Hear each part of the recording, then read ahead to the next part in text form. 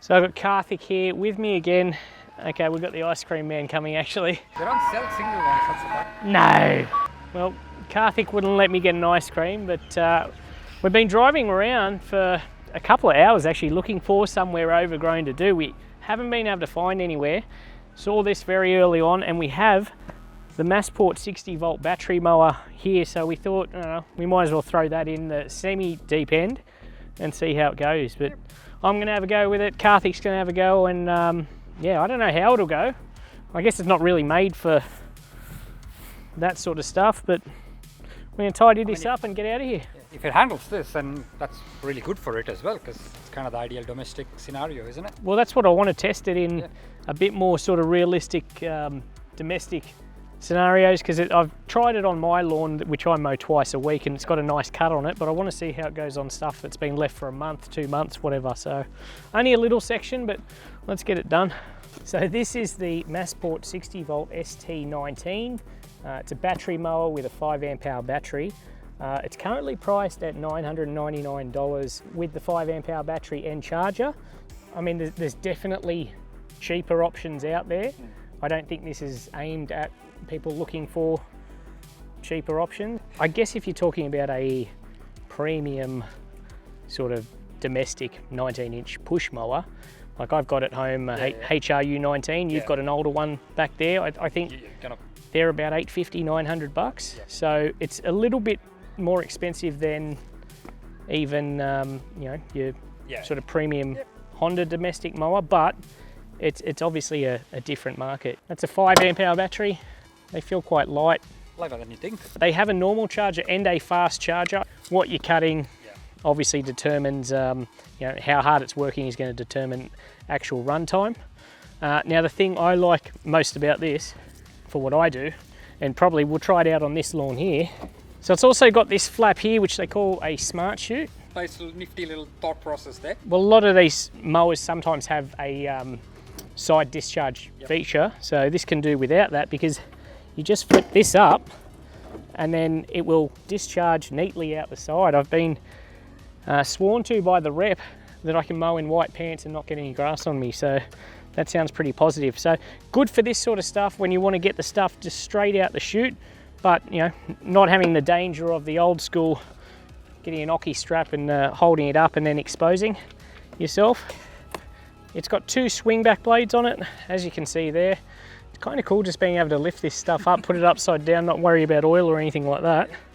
I'm not sure exactly, I'd have to look up the specs about the height of cut, but that's dropped on its guts there, and literally that looks like 2 mil off the concrete, doesn't it? Yeah, that's going to scrape the deck there. Yeah, and then it looks like it goes up, I don't know, what's that, 70 mil from the bottom of the deck?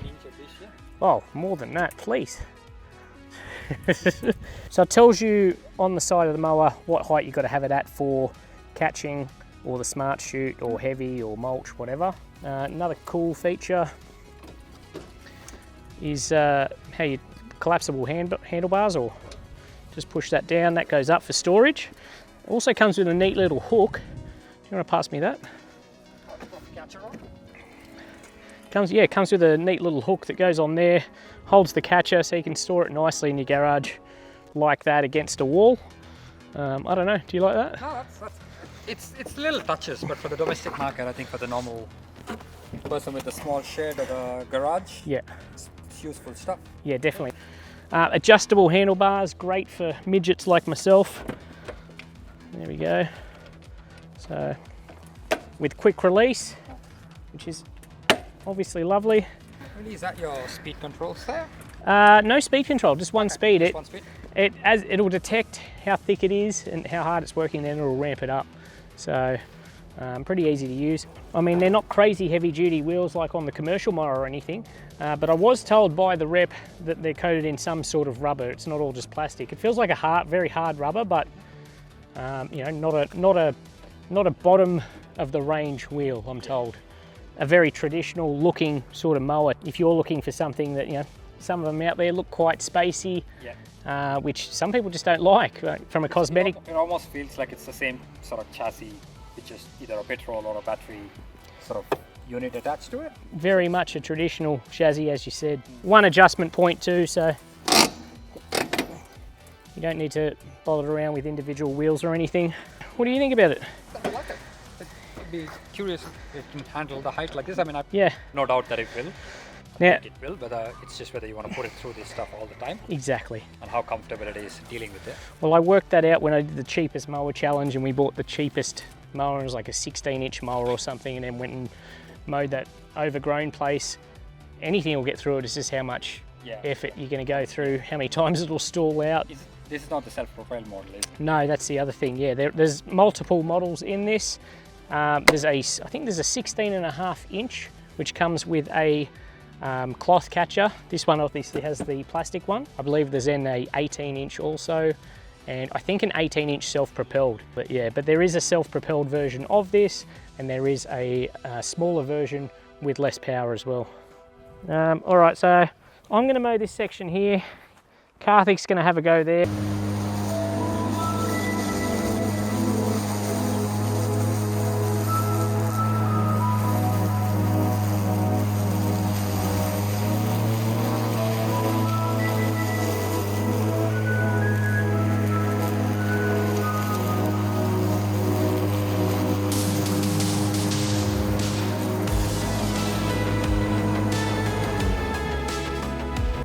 That was easy.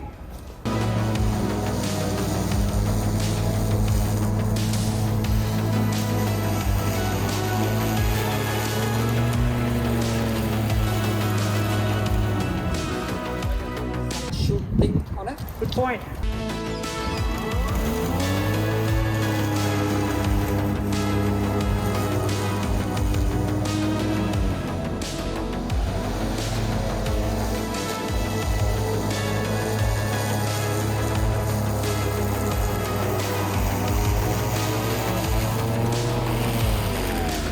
That worked well. Pretty cool.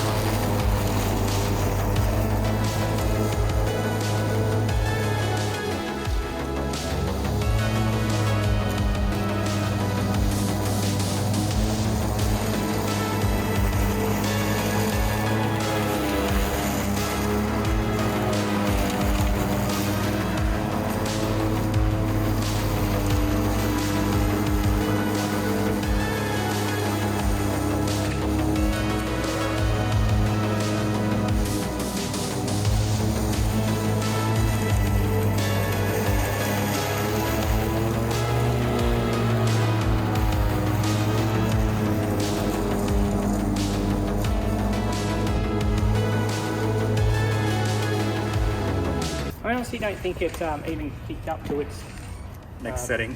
Well, yeah, max power. I heard at the end there it sort of ramp up a little bit, but I don't feel like it was truly sort of tested. So I think we're going to, at some stage, we're going to have to find heavier. Heavier stuff.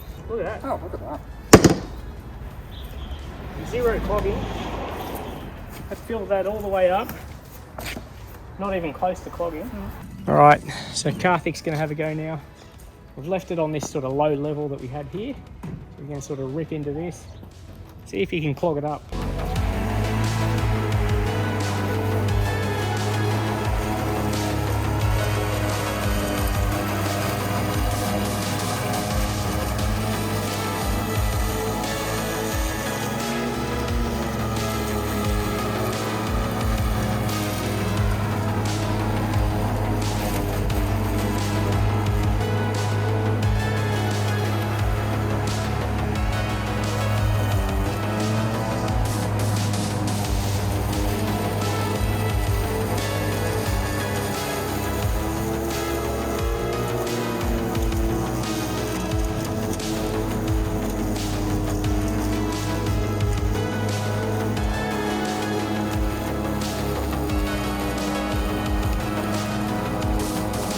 So Karthik's going to see how close it can cut to the edges.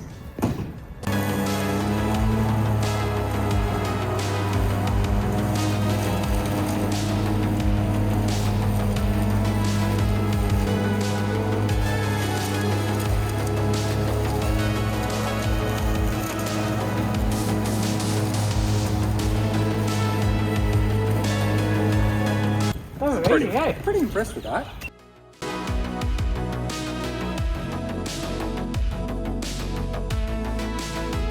So again, that's a very small front yard, but bit of growth there, clover, which is usually a bit difficult to get through. My initial thoughts were it would only be for small, small yards, but I think just going from, and it's very early days, but just this small yard here and how easily it got through that wet clover, I think it felt comparable to a petrol mower of that size. Yeah, 100%, and I think that kind of explains that price range we thought it was sitting at as well. Yeah, well, that was the next thing I was going to say.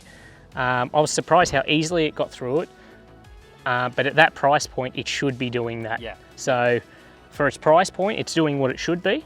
It's not that it got through it, it's the manner in which it did skip a beat. There was literally nothing. Yeah, it didn't feel like it was much underload at all. Yeah. There's generally two main concerns when people are talking about battery equipment. Number one is power, but what we're going to test right now is runtime. We've got a fully charged 5 amp hour battery here. I'm going to slot it in here. They're in a big open field. I'm just going to run this, cut off about 10 mil. So it's going to be under some sort of load. Obviously, load determines how long it's going to run for, but it will be under a realistic load here. I'm going to be operating without the catcher, mainly because I don't want to be picking up grass. There's no point here. We're going to be using the Smart Chute, which is the rear discharge feature, the safe rear discharge feature, which throws it out to the side there safely away from it.